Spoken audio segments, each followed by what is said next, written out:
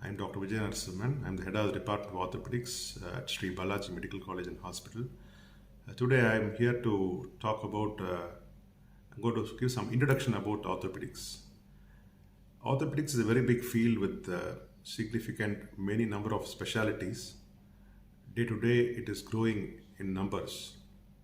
Initially, the field of orthopedics was only involved in conservative line of management where no much of surgery was done in the past, probably 30, 35, 40 years ago.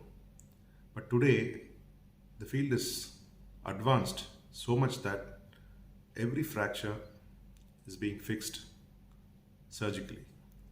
The advantage of today's modern orthopedics is it mobilizes the patient much earlier and he becomes productive in his life, and to take care of his day-to-day needs and activities becomes much more easy. That is the very positive thing about modern orthopedics. So today I'm going to discuss some terminologies, a few historic surgeons who have contributed so much to the field of orthopedics, the evolution of the field of orthopedics, and the subspecialties in orthopedics. So orthopedics surgery or orthopedics is a branch of surgery concerned with conditions involving musculoskeletal system. Orthopedic surgeons use both surgical and non-surgical means to treat musculoskeletal trauma, spine diseases, spine injuries, degenerative diseases, infections, tumors, and congenital disorders. The history. The word orthopedics is derived from it was coined by an ancient or a historic surgeon, Nicole Zandri. Actually, he is not an orthopedic surgeon, he is a medical professor from the University of Paris.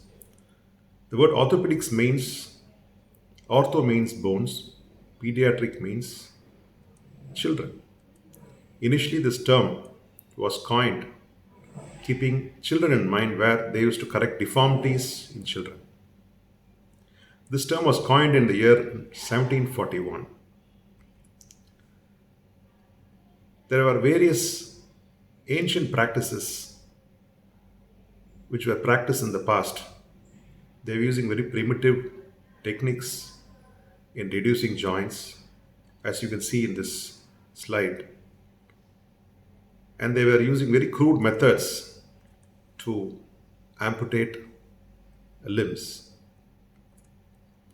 The greatest invention in this field was after the invention of anesthesia in 1846. Ether was invented. At that time, it was a revolution. Today, the field has evolved in a much, much great way. A significant evolution has happened. Then came in 1871 the discovery of antiseptics. That was at that time is a good big revolution. So you can see the slide that they spray this carbolic acid or phenol we call it, and then this was used to sterilize instruments and was sprayed during surgeries. So this at that time played a significant role in killing the pathogens and reducing the chance of infections. Next invention was the X-rays, Röntgen. Though this was an accidental discovery, it happened in December 1895. This again revolutionized the imaging techniques in orthopedics. So wherein today every patient we see, we end up writing an X-ray. So that gives information about the bones and their diseases. There are many more inventions and techniques. Radiological investigations have been done now, but at those days that was a big invention. World War II, it threw a lot of challenges in dealing with different musculoskeletal trauma because of significant mass casualties. At that time, different techniques, trial and error were evolved in many patients, and many techniques were refined and followed at that period of time. This slide shows the surgery is being done underground, and you can see the anesthesia being given to the patient there in the war field, and the different splints at that time used to immobilize limbs and fractures. That was a area period during which significant evolution orthopedic surgery happened. And there are so many important, couple of important orthopedic surgeons who played a very great role in developing orthopedic field in surgical procedures, implants, prosthesis, which helped in a very big way in mobilizing patient at that point of time. And their techniques today were refined, improved upon, and today we are all practicing that. Hugh Owen Thomas, Sir Robert Jones, Kushner, Elizarov, and Sir John Charnley. Hugh Owen Thomas, he is considered the father of British orthopedic surgery. His inventions were Thomas splint, that was used to splint the femoral fractures. Thomas collar, at that time to treat tuberculosis of cervical spine. Thomas wrench is an orthopedic instrument to reduce deformed fractures. Thomas test, this test was used to detect fixed flexion deformity of the hip joint. These were some of his contribution, which goes by his name. Sir Robert Jones, he is the father of modern orthopedic surgery. Jones fracture goes by his name. Jones bandage, another popular bandaging technique. Jones abduction brace also is another technique which he invented, and it goes by his name. Kushner, he invented what is known as the Kushner's nail, an internal fixation device used to maintain the position of the fracture fragments during healing. This nail is rigid and has a clover leaf shape and cross section. This was one of the greatest inventions at that time to treat femoral fractures. It was a very simple technique. It doesn't require a C arm, doesn't require any specialized drill or equipments. We just have to calculate the canal dimension and length of the nail required, and then you can even do it open the fracture site and introduce it into the proximal femur, and then again introduce back into the distal fragment retrograde. So all this was possible. It was just an internal splint, and it worked in a very great way. This problem with the splint was a little bit of rotational alignment couldn't be maintained, but techniques were evolved to fix screws through the clover slit to maintain rotational correction. Elizarov, the circular external fixator was used to treat fractures and deformities, non-union and congenital conditions. It is a very versatile implant, or a fixator, in fact, not an implant, it's a fixator. So, which was used for various orthopedic conditions where internal fixation was not possible. Open fractures, especially. Fractures with significant loss of bone, which required lengthening or bone transport. Certain deformities to correct the angulation. And he is another important, he's a Russian surgeon again, who did a lot of work, research in evolving this external fixator. In their institute, for all type of fractures, even for a trochanteric fracture, they use Elizarov. And they have gone to such an extent that they were using Illustrov even for spine fractures, correcting deformities of the spine, and there that is to another next level. Sir John Shanley, he is very famous for his hip arthroplasty implant. It's called as low friction arthroplasty. So it involved a cup and a femoral stem. Both were cemented, and that was a very, at that time, it revolutionized the treatment of hip fractures, especially ununited fracture neck of femur and trochanteric fractures. So which helped in mobilization of patient in a very short time. So let us come to the common terminologies in orthopedics. Anatomical plane, body surfaces, planes, positions are always described in relation to the anatomical plane. Sagittal plane divides the body into right and left parts. Mid-sagittal is through the midline. Parasagittal is off the midline. Frontal or coronal plane we call it. It divides the body into anterior and posterior halves.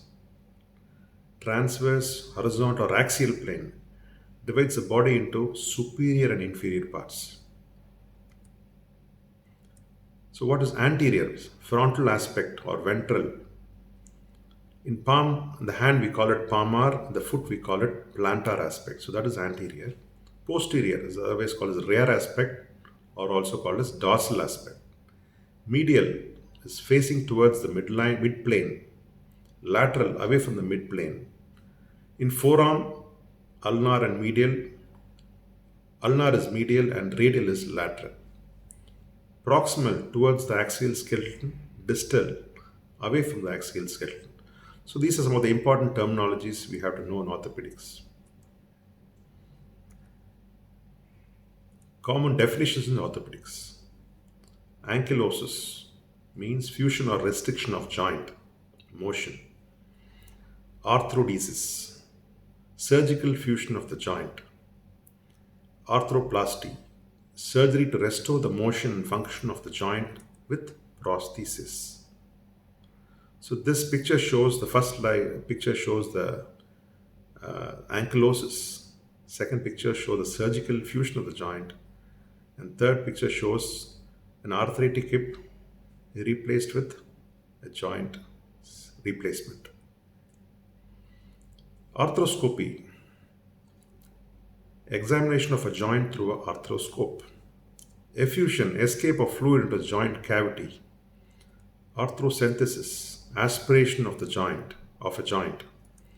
Arthrotomy, opening of a joint. See, these are some of the important terminologies we should know. So all these pictures shows what all I just now told. The first picture shows arthroscopy. The second shows the effused swollen joint with collection. And the top picture shows pus being aspirated from the joint, arthrocentesis. And the lower picture shows arthrotomy, that is opening of the joint. The other terminologies are dislocation, complete disruption of continuity of a joint. Subluxation, partial disruption and continuity of a joint. Dysplasia, hip dysplasia is an abnormality of hip joint where the socket portion does not fully cover the ball portion, resulting in an increased risk of joint dislocation.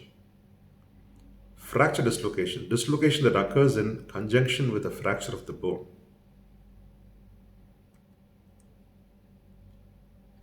Osteoarthritis, degeneration of a joint cartilage and underlying bone. Osteophytes, new bone growth due to degeneration of the joint.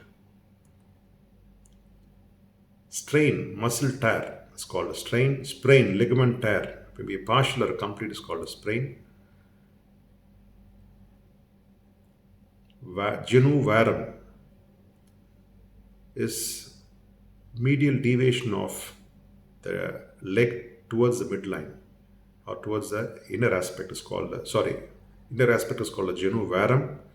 Genu valgum, deviation of the leg outwards or away from the midline, we call it genu valgum. Cubitus varus is related to the same thing, related to the elbow joint.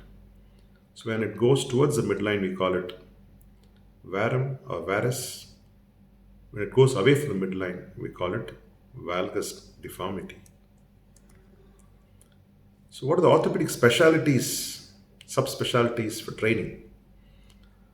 So there are many specialties. Day in and day out is evolving. Though in our country it is evolving, in other countries it has evolved to a significant extent, where they call a right knee surgeon or a left knee surgeon or a right shoulder surgeon, left shoulder surgeon. So they started taking sides even in specialties in the Western world. So we are evolving. So what are the subspecialties in orthopedics? So hand and upper extremity surgery. So it involves microvascular work. Shoulder and elbow surgeon who deals with shoulder problems. Arthroplasty surgeon only joint replacements. Arthroscopy. So these are minimal incisions made in the knee joint or a shoulder joint or ankle joints. So it involves an arthroscope and its own instruments. It has a TV, a camera, a shaver, and a scope through which, and a camera through which the joint is visualized. And the joint problems are solved using very minimally invasive techniques. So this arthroscopy has revolutionized the treatment of joint problems, knee and shoulder especially. Foot and ankle surgeon, they deal with foot and ankle problems. Spine surgery, it is a very big field. There is a significant learning curve involved. And every day the techniques are evolving. Today even the robots are used to perform or help us in performing spine surgeries. Imaging has evolved. There was a C-arm, there is a C-arm today, there is also an O-arm, there is a CT which can be taken on the operating theatre through which will help in performing spine surgeries better. Musculoskeletal oncology, this deals exclusively with bone tumors being malignant or benign. Sports medicine, again, this deals with sports injuries involving athletes and other sportsmen. Orthopedic trauma, so this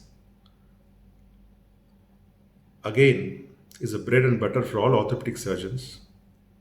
All orthopedic surgeons in this country have to know to perform trauma surgeries.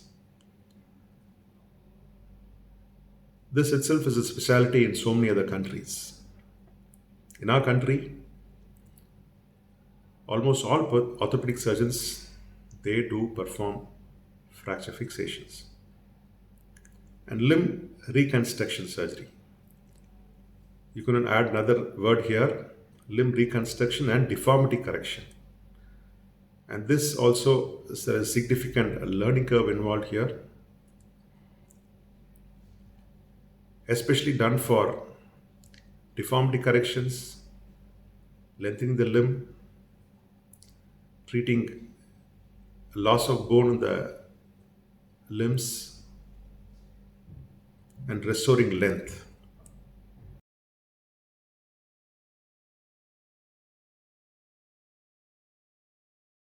So my discussion today would have thrown some good light about different and ancient techniques in orthopedics.